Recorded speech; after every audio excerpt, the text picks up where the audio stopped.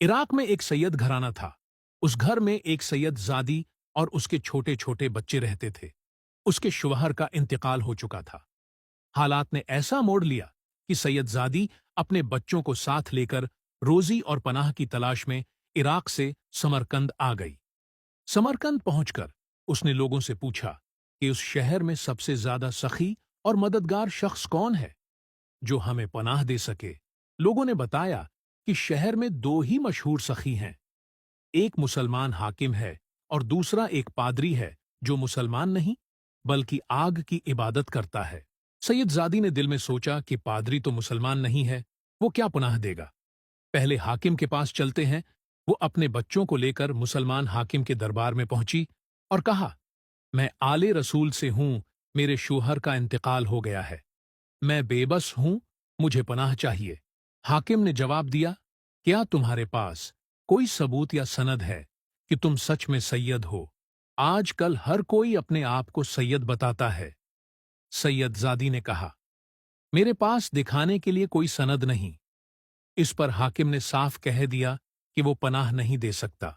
मायूस होकर सैयद जादी अपने बच्चों को लेकर पादरी के दरवाजे पर पहुंची और अपनी हालत बयान की। पादरी ने अपनी बीवी को आवाज दी और कहा, इन्हें इज्जत के साथ घर ले आओ। पादरी ने सैयदजादी और उसके बच्चों को खाना कहलाया रहने के लिए जगह दी और पूरे एहतराम से पनाह दी। उसी रात जब हाकिम सोया तो उसने ख्वाब में देखा कि नबी करीम एक सुनहरे महल के सामने तशरीफ फरमा रहे हैं। हाकिम ने पूछा, या रसूल अल्लाह, ये किसका महल है?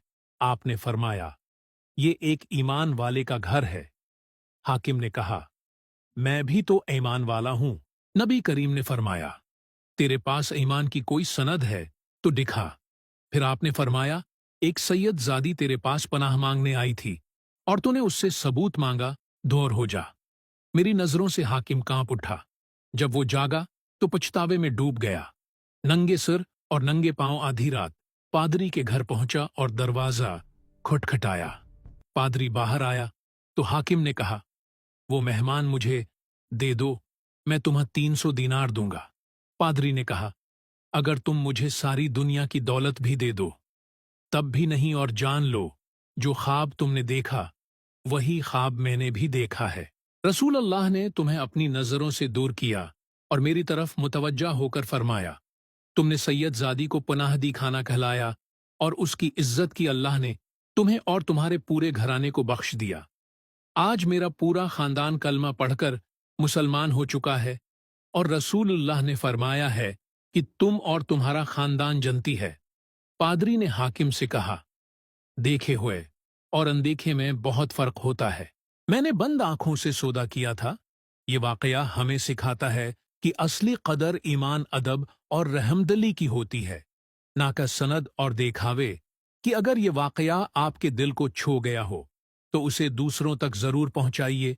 हो सकता है आपका एक शेर किसी की जिंदगी बदल दे।